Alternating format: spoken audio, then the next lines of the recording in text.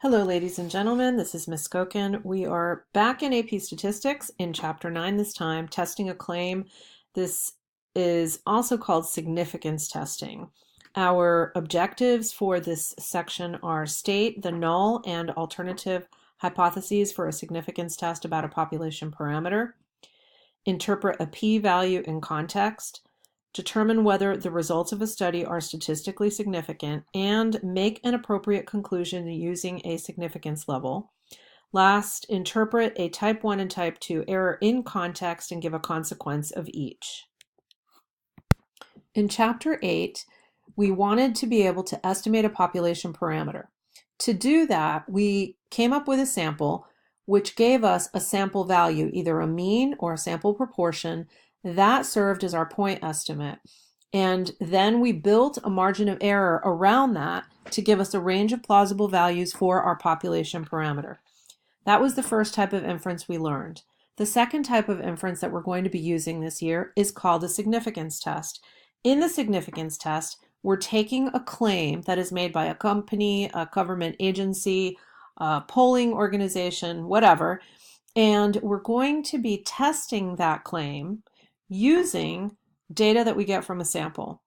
That's going to allow us to come up with a test statistic value that will lead us to a p-value, which is a probability that we will test against a significance level. I know that sounds like we have a ton of new vocabulary, which we do, and we have a few new skills that we're going to be using. So don't worry, it'll all be clear, but we do have a lot of information to get through. We're going to be taking a look at a statistical applet, and you do have access to this on Canvas. You can click on it and you can try it out for yourself. Basically, we have a basketball player who claims to make 80% of his free throws, and we think he might be exaggerating a little bit. So in order to test his claim, we're going to take him out to the basketball court and we're going to have him shoot free throws. Now, we're going to be doing this using the applet, and we can actually make the free throws be a sample size, a relatively large sample size if we want to, with no fatigue to the player. So we can figure out if he is exaggerating or if the sample that we get supports his claim. So when we get him to shoot 25 shots, we see if it's close to his stated claim of 80% or if it's not. And that allows us to say how comfortable we feel with the claim or if we think we have evidence against it. We're going to start off our significance test by stating the hypothesis or the claim that we want to test. We have two hypotheses. Remember, we're going to be using the four-step process. So in our state, we're going to include two hypotheses. The first one is going to be called the null hypothesis, and the notation for that is a capital H with a subscript of 0.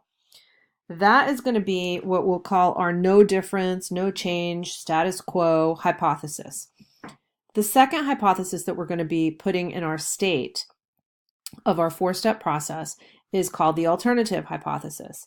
And this is basically what we're trying to see as an alternative to the null hypothesis being true. In our example with the free throw shooter, we state our null hypothesis as P, our proportion of free throw shots made, as 0.80.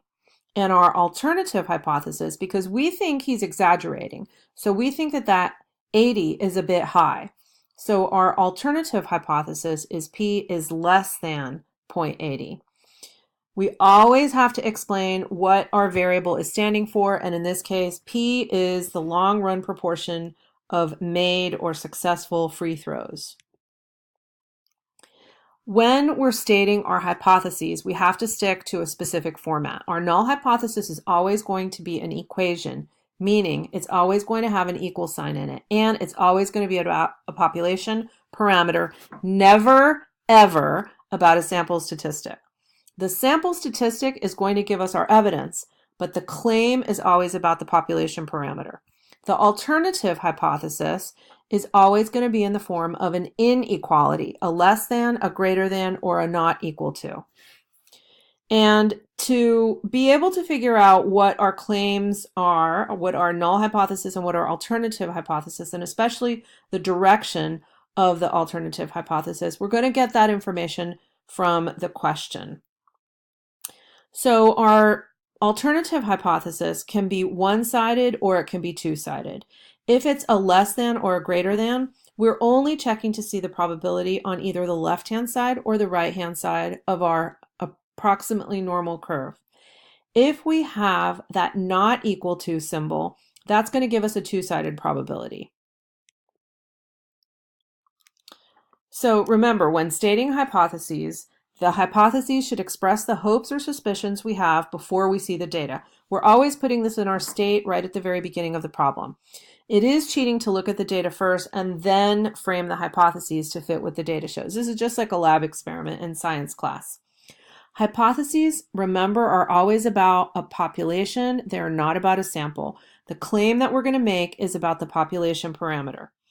And it is never correct to write the hypothesis about a sample statistic, such as with a p-hat or an x-bar. It's always going to be with p or with mu. Let's go back to our example about free throws and our basketball player. So the basketball player claims to have an 80% success rate with free throws, and we take him out to the court. We have him attempt 53 throws. This is going to be our sample. This is not a long-term number. This is 53 throws at once. He makes 32 of them, and that gives us a sample proportion of 32 out of 50, or 64%. What would we conclude about his original claim of 80% success rate based on him getting 64% when we take him out to the court? It would be nice to look at a little bit more data instead of just one sample of size 50. So we use software to simulate 400 samples of 50 shots each.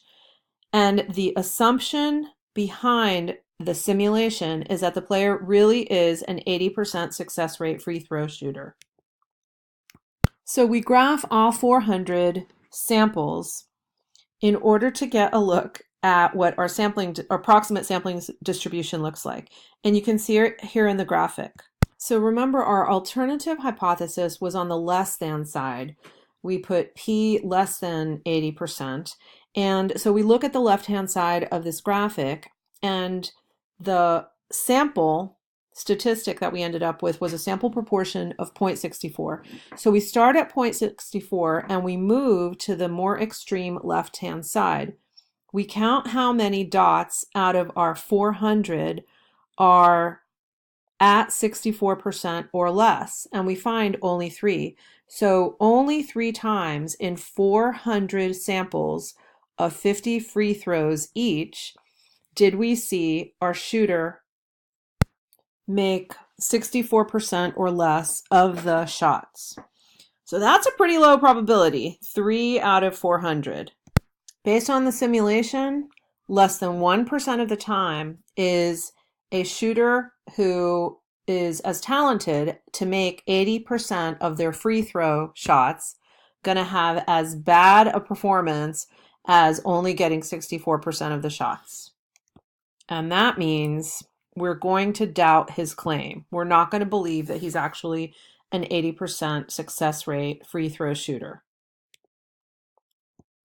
So we look at the reasoning behind this as the observed statistic, meaning the sample value that we got, 64%, is so unlikely, meaning 3 out of 400 or less than 1%, 0.75 of 1%, is so unlikely that the actual parameter value, our p equals 0.80, is that it gives convincing evidence that the player's claim is not true. We don't think he has a long-term success rate of 80%. So what happened? There are 2 possible explanations. Either the null hypothesis is correct and he really is an 80% shooter and he just had a really bad day by chance alone, or the alternative, an outcome that would rarely happen if the null hypothesis were true, is good evidence that the null hypothesis is not true. What does this mean? This means when we get a sample as low as 64% of successful free throw shots, we have evidence to say that 80% is an overstatement of his long-term ability. We know that in AP statistics, interpreting in context is a very big thing.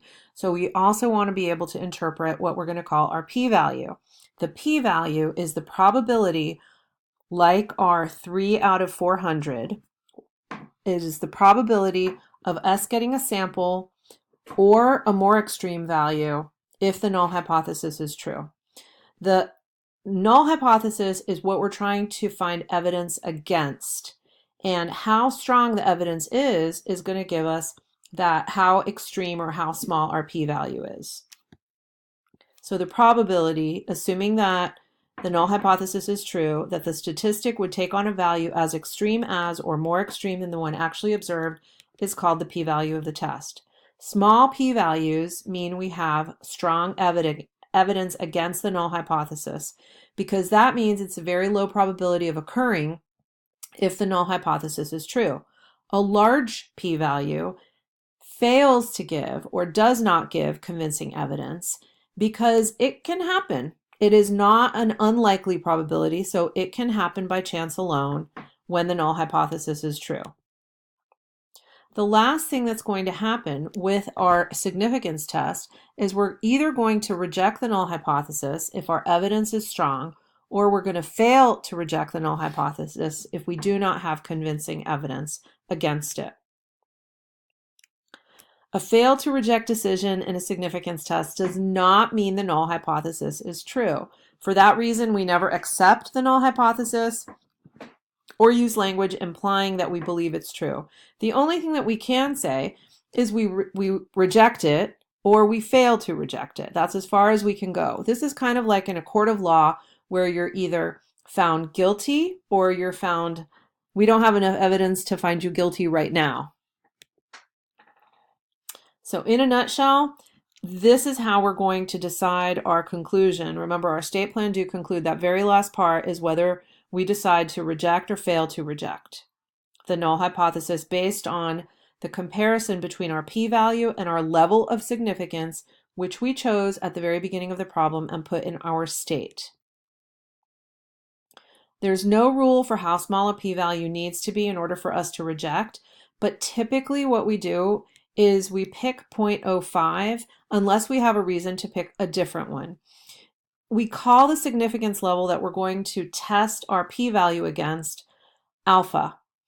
And the alpha is what we compare the p-value to in an inequality statement. And then that's going to lead us to either reject or fail to reject in our conclude portion of our state plan do conclude.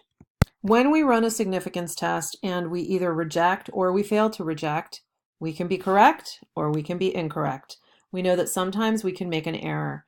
If we reject the null hypothesis because we have a sample that is very extreme, a low p-value, and the null hypothesis is actually true, we have committed a type 1 error.